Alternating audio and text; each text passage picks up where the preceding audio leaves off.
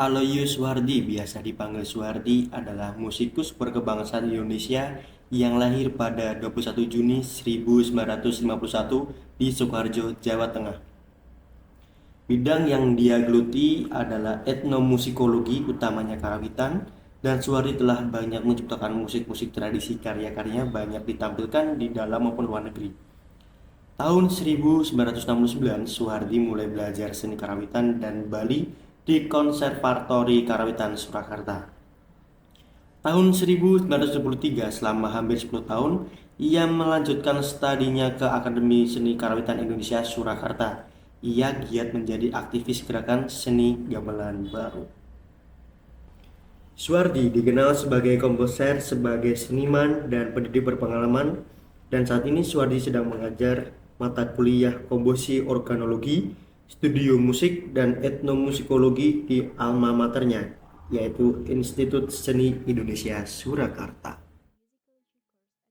Nama saya A.L. Suhardi, saya mengajar di ISI Surakarta secara resmi sejak tahun 1976. Kemudian saya sebenarnya sudah pensiun secara resmi itu tahun 2016. Tapi setelah pensiun saya masih diperlukan untuk membantu mengajar di ISI Solo, sehingga saya ini mengajar sebagai tenaga kontrak. Batasan seni itu sebenarnya selalu berkembang ya. Suatu batasan kadang-kadang mengikuti apa yang terjadi, dan seni itu sendiri karena berkembang dari zaman ke zaman sehingga batasan itu juga berkembang.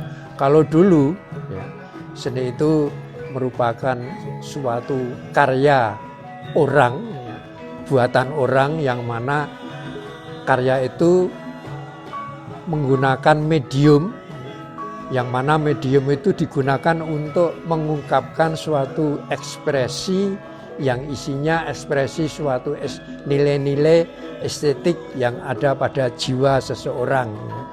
Dan nilai estetik itu diekspresikan lewat medium, sehingga medium itu disebut seni. Saya kira secara umum batasan seni itu begitu. Saya sejak kecil sering sekali mendengarkan gamelan maupun pertunjukan wayang kulit, dan dari sana saya sangat kenal dan sangat biasa dengan biasanya, dan juga ditunjang bahwa ayah saya itu seorang dalang, ya, sehingga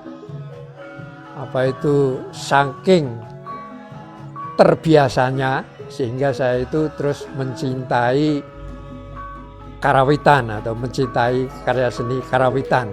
Itu ya, sebenarnya karawitan itu ya istilah umumnya seni musik. Seni musik yang mana bunyi itu menggunakan medium gamelan, dan gamelan itu memiliki suatu tangga nada, yaitu tangga nada, slendro, dan belok.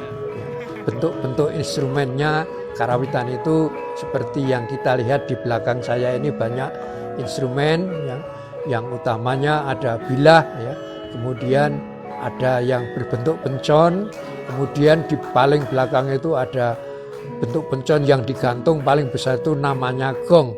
Nah, itu merupakan suatu ciri khas gamelan, itu ada gongnya, bentuk gong dan bilah. Itulah yang dinamakan karawitan.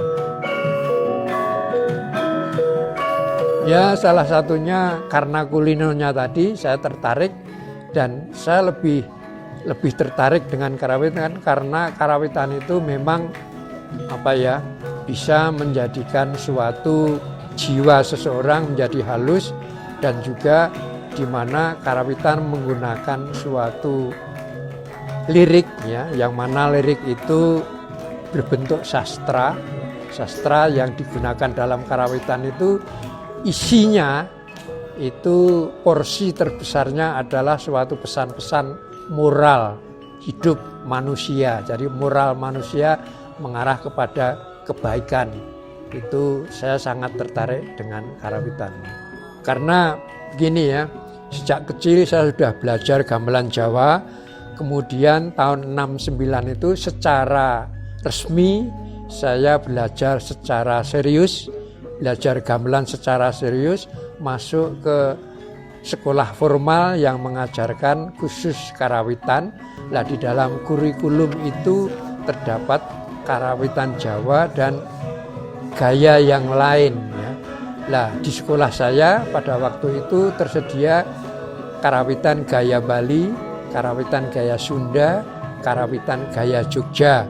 Lah dari semua gaya itu sebenarnya saya tertarik semuanya, tetapi Bali lebih tertarik karena saya melihat bahwa organi musikal karawitan Bali itu sangat berbeda dengan Jawa, Sunda, dan Jogja ya. Dan sangat perbedaannya sangat menyolok. Yang membuat gamelan itu sebenarnya untuk memenuhi kebutuhan kreativitas ya. Untuk memenuhi gamelan kreativitas, terutama gamelan-gamelan yang non tradisi. Maksudnya bukan gamelan yang sudah ada, tetapi gamelan yang bercorak baru. Ini karena saya kalau membuat suatu komposisi atau karya musik itu saya tidak puas lagi menggunakan gamelan yang sudah ada. Tidak puas bukan karena bukannya kurang baik, tetapi saya ingin memperluas medium garap atau medium alat yang mana bisa bisa menciptakan suatu alat baru, dan juga sehingga alat baru itu akan memproduksi bunyi-bunyi yang tidak bisa diproduksi oleh alat-alat gamelan yang sudah ada. Itu alasan saya membuat gamelan-gamelan yang bersifat gamelan baru. Seperti ketika saya memperdalam gamelan Bali, saya pasti pergi ke Bali, belajar pada maestro-maestro yang ada di Bali. Saya pernah belajar gamelan gender wayang kepada maestro gender wayang di Bali yang namanya Bapak Imadi Grindem, itu di Teges Pelihatan. Saya belajar di sana dan beberapa bulan kemudian belajar kendang Bali dengan Bapak Gede Mane ya, dan juga gamelan yang lain, belajar empu lain seperti Pak Barade ya, dan banyak sekali empu-empu yang saya serap. Kemudian saya juga belajar gamelan Sunda, khususnya gamelan Degung. Saya belajar pada empu Degung Pak Carmedi dari Bandung. Itu sehingga memupuk saya, memberi cakrawala pandang terhadap musik menjadi lebih luas. Itu kira-kira liku saya. Tentu saja belajar ini secara intensif, tidak asal belajar tetapi dengan sungguh-sungguh. Kalau menurut saya itu berkesan semuanya untuk negara-negara yang kunjungi ya. Tapi karena saya lebih banyak berteman di Amerika Serikat, itu di sana lebih banyak teman dan lebih banyak gamelan, dan saya paling lama mengajar di Amerika Serikat ya. Yang pertama itu 2 tahun, kemudian kuliah juga di sana, dan juga setelah itu mengajar juga di sana, itu yang paling lama. Kemudian di negeri Belanda juga sering mengajar di sana, dan di sana grupnya juga maju-maju. Di Jepang juga maju-maju, di Kanada juga ada beberapa grup yang saya pernah mengajar di sana. Kemudian di Monash, di Melbourne saya pernah mengajar 2 kali, berkunjung 2 kali. Selain itu saya juga pernah kuliah di sana dan itu juga mengajar, dan semuanya sebenarnya terkesan.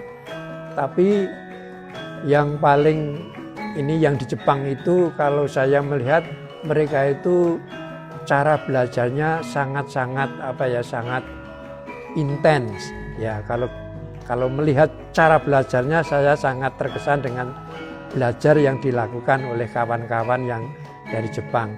Selain belajar di negaranya sendiri, mereka itu setiap tahun itu mengadakan kunjungan ke Isi Solo, mengadakan suatu session yang mana disebut summer season, artinya setiap musim panas itu mereka belajar di sini secara intensif, ya.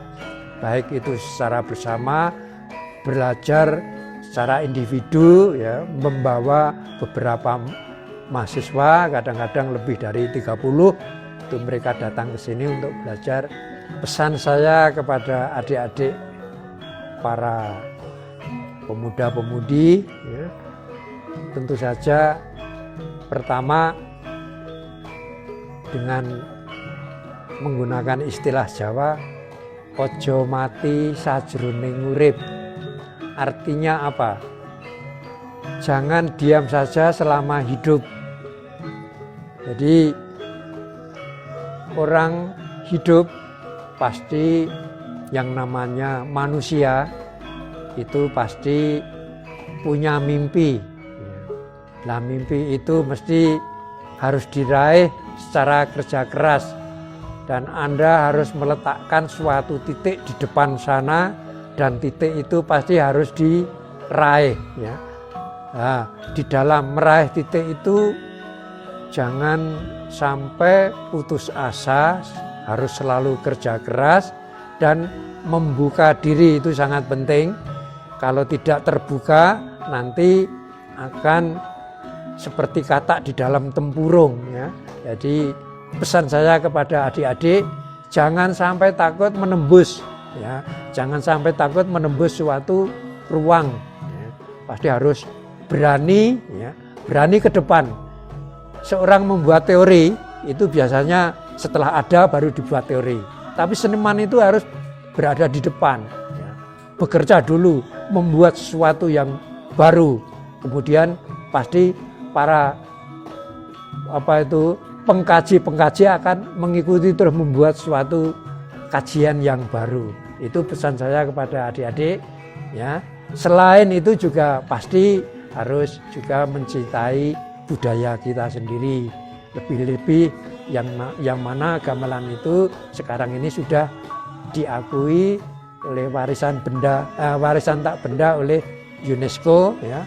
Tahun kemarin, ya, tanggal 15 Desember itu secara resmi sudah diumumkan bahwa gamelan menjadi warisan budaya tak benda, ya, oleh UNESCO. Itu saya kira pesan saya kepada adik-adik, dan jangan